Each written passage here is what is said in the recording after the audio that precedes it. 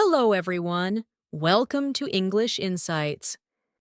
Today, we will talk about a very dark and secret part of American history.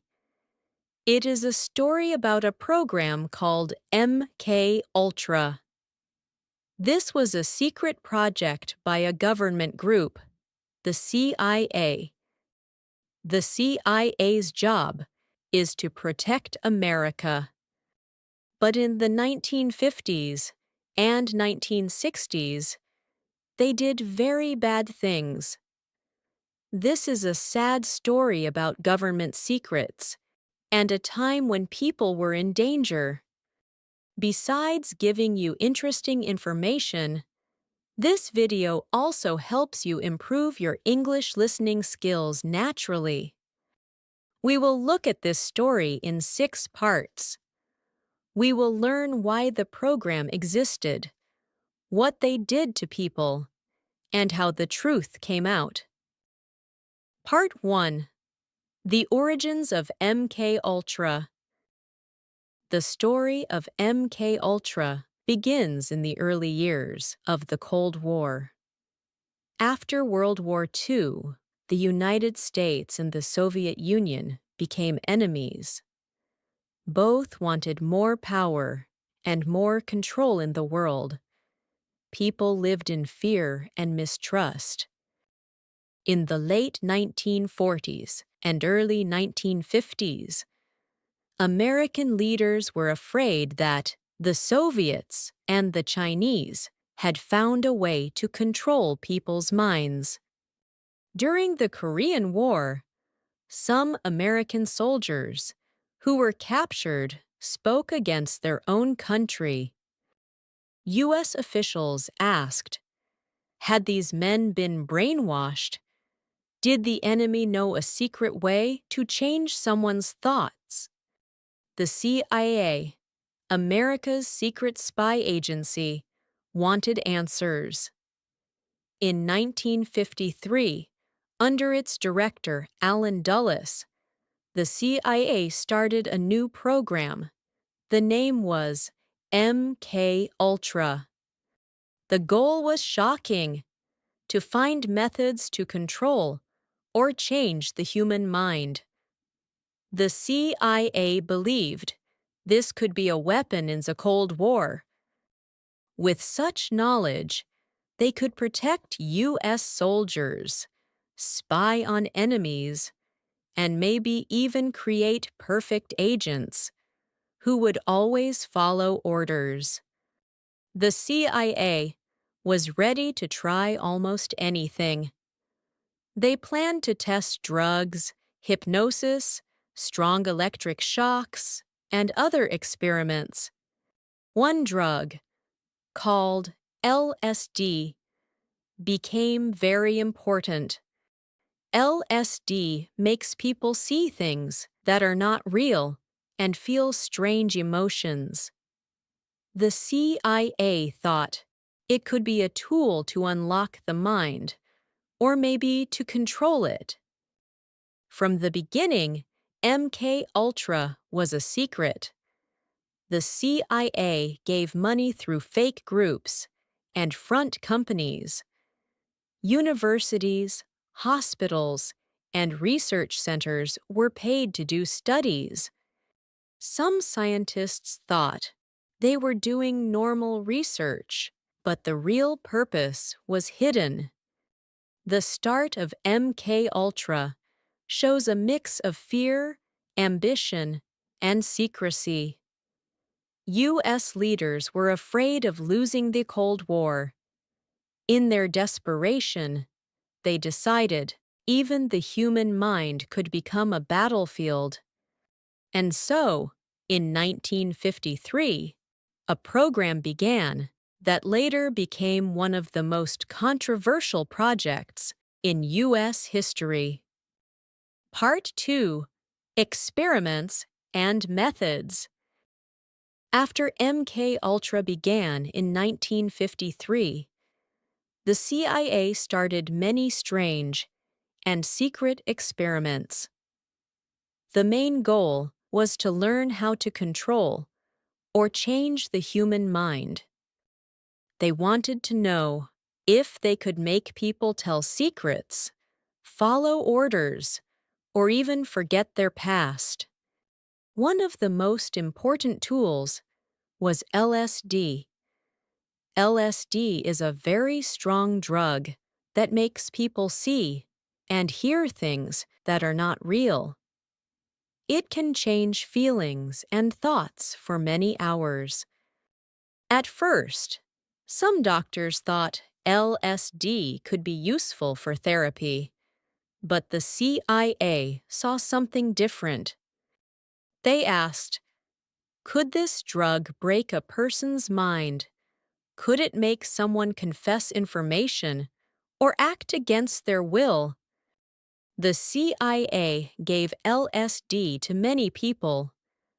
Sometimes, the person knew and agreed, but often they did not know. Soldiers, students, prisoners, and even hospital patients were used as test subjects. In some cases, the CIA gave LSD to people in bars or cafes just to watch what happened. The effects were often scary. Some people laughed without control, some cried, and others felt lost or afraid. But LSD was not the only method. The CIA also tested hypnosis, where a person is put into a very relaxed state and becomes more open to suggestions. They wanted to see if hypnosis could make someone forget or obey special orders. They also tried electroshock treatment, which uses strong electric current on the brain. In normal hospitals, this treatment was sometimes used for depression. But under MK Ultra, it was used in extreme ways, with very high levels of electricity. Many people suffered memory loss after these tests. Other experiments were even stranger. The CIA studied chemicals that might erase memory, truth drugs that could force people to talk, and secret poisons that could kill without being found. Some projects looked at sensory control. For example, keeping someone in a dark, silent room for days to see how their mind would react. The program worked with universities and research centers across the United States and even in other countries. Money was given through secret channels. So many scientists did not know the true source. Some doctors thought they were helping medical research. Others understood more, but still continued because they were paid. Not all experiments were in laboratories. The CIA also created secret houses, especially in cities like San Francisco and New York. In these houses, people were given LSD without their knowledge, often while being watched through one-way mirrors.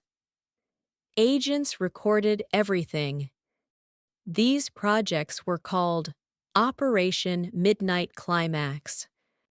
Many of the tests had no clear results.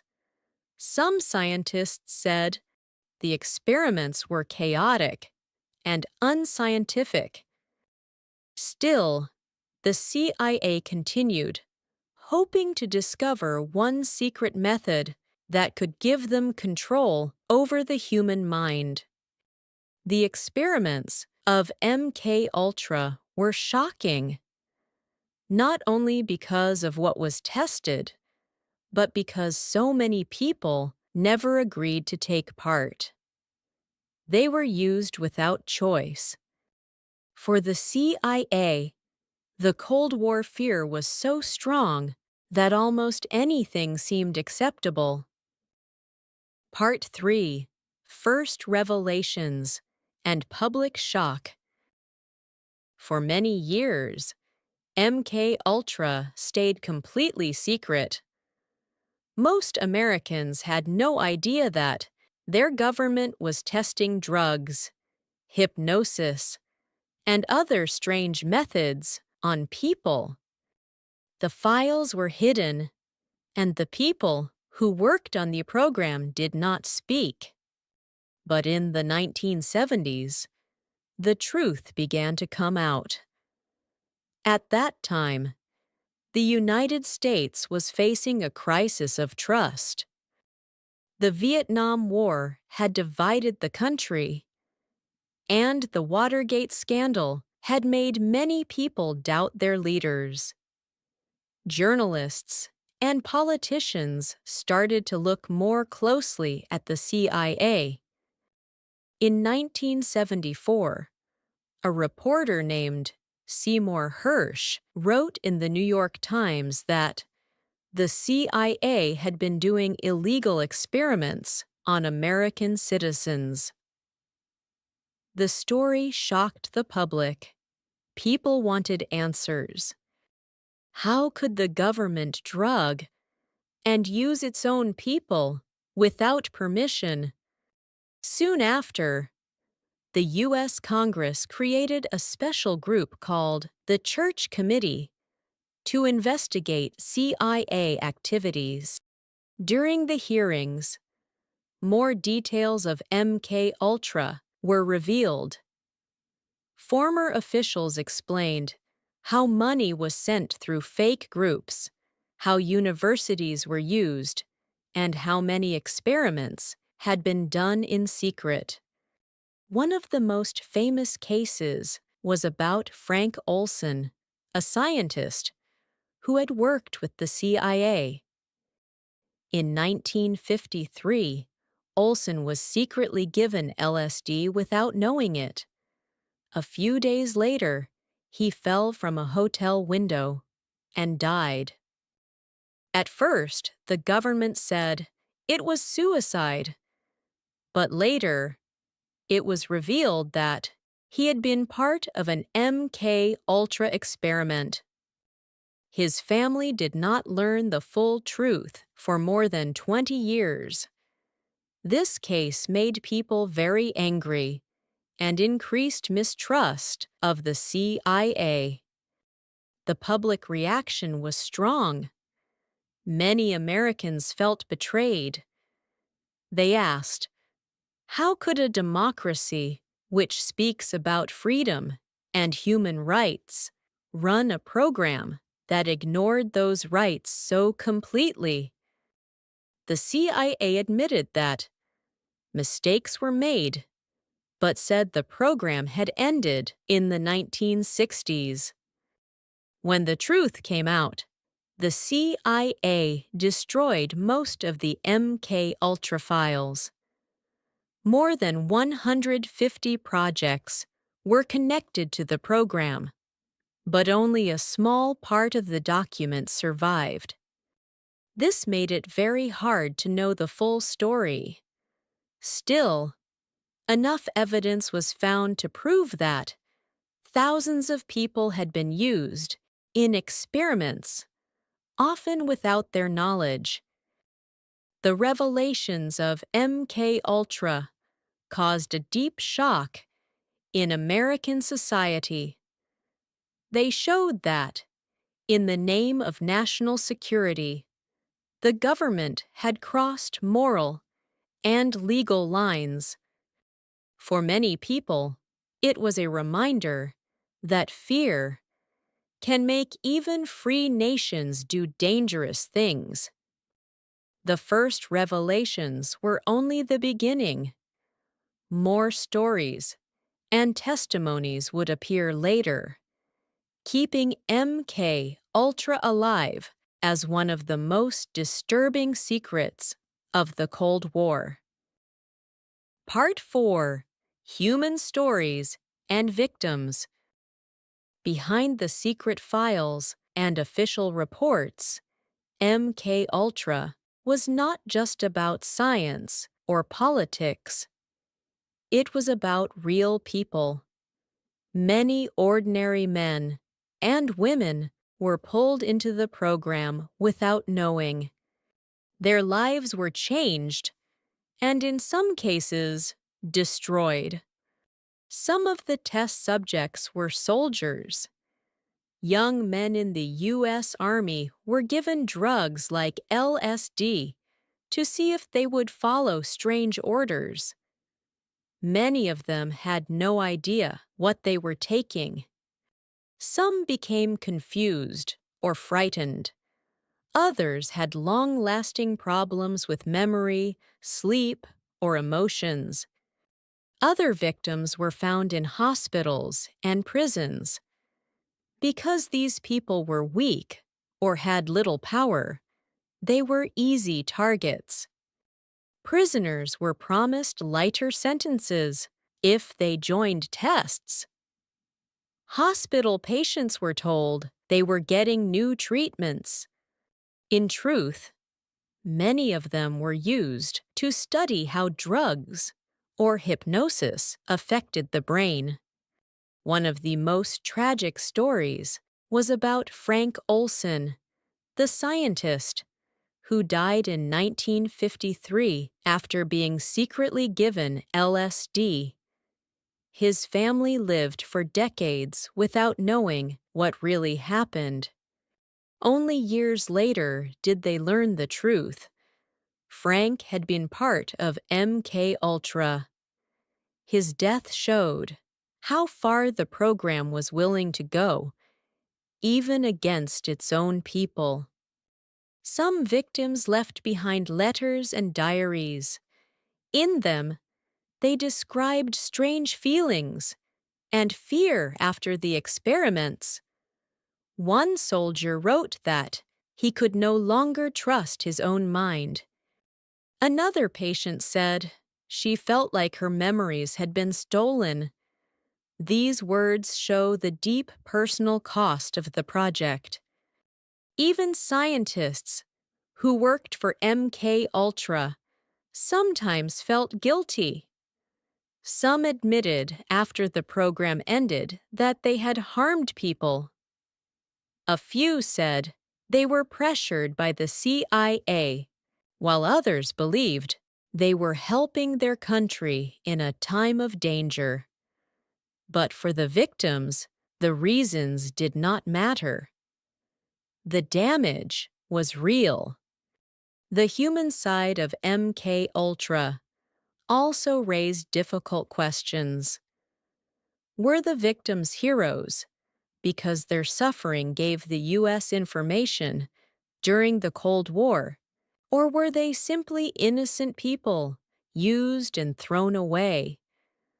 For many families, the answer was clear. Their loved ones were victims of a program that never respected their choice. The tragedy of MK Ultra is that so much was done in secret, without consent. People were treated as tools, not as human beings. Some survivors lived with trauma for the rest of their lives. Others never knew they had been part of an experiment at all. Today, when historians and journalists study MK Ultra, they do not only look at the experiments or the science, they look at the faces and names of those who were harmed. The human stories remind us that this was not just a Cold War project. It was a chapter of pain for thousands of people who never agreed to take part. The victims are the most important part of the MK Ultra story. Without them, the program could not have existed.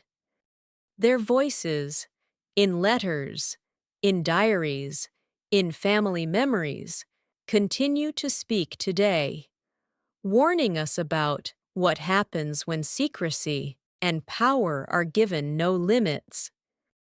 Part 5. Decline and End of MK Ultra. By the mid-1960s, MK Ultra was already starting to slow down. The CIA had spent millions of dollars and run hundreds of experiments, but the results were unclear. Many scientists said the program was a failure. Drugs like LSD made people confused, but they did not create perfect agents or reliable mind control. Hypnosis and electroshock gave mixed results, and many of the experiments were too chaotic to use. Still, the program continued in small ways until the early 1970s. At that time, America was changing. The Vietnam War created anger and protests. People began to ask more questions about government secrets. Inside the CIA, some leaders also started to worry. If the truth about MK Ultra was ever discovered, it could destroy the agency's reputation. In 1973, the CIA director, Richard Helms, gave an order to destroy most of the MK Ultra files. Thousands of pages of reports, notes, and plans were burned. Helms believed this would protect the CIA from scandal. For a while, it worked. Very few people outside the agency knew what had happened. But secrets are hard to keep forever. As we saw in Part 3, journalists in the 1970s began to uncover pieces of the story. The U.S. Congress opened investigations, and former CIA workers were called to testify. Even without the main files, some papers survived.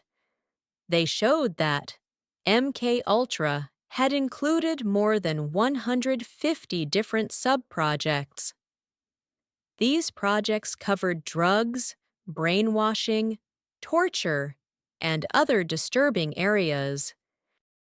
When these facts became public, many Americans felt betrayed.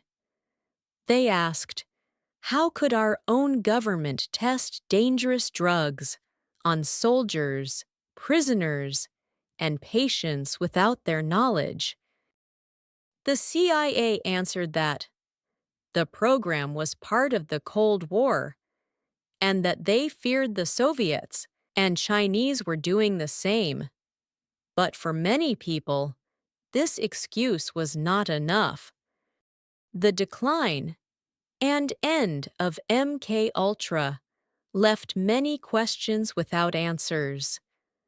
Because so many documents were destroyed, we will never know the full story. We do not know exactly how many people were tested, how many were harmed, or how much the CIA really learned. This lack of information created rumors and conspiracy theories, some true and some false. By the late 1970s, the CIA promised that MK Ultra was over and would never be repeated. Laws were also created to protect people from secret experiments. But trust had been broken. The story of MK Ultra remained in the public mind as a symbol of how fear and secrecy can go too far. The program ended in silence, not with the big announcement. The CIA tried to close the door and move on. But the victims, their families, and the surviving documents kept the story alive.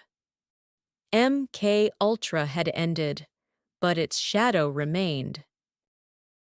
Part 6: Legacy and Lessons. Today, MK Ultra is remembered as one of the darkest secrets of the Cold War.